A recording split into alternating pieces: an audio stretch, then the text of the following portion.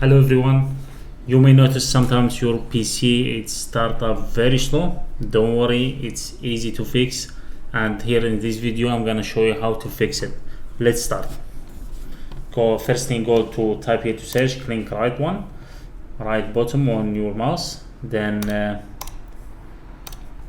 click on settings, then on settings type here to search, click start, and it will show you the startup apps. And here you will see only the apps they running while you start your PC. So turn off whatever apps you don't want it to turn on when your PC starts. So for example, I turn off this app and this app, so I don't need them at all. Even I don't need them to get updates when PC start up. So like this, you may have more apps than me. So just turn off whatever apps you don't want it to start at the beginning, and that's it. And this one is you will notice so much different when you start up your PC. Hopefully this video help you. You can help me as well.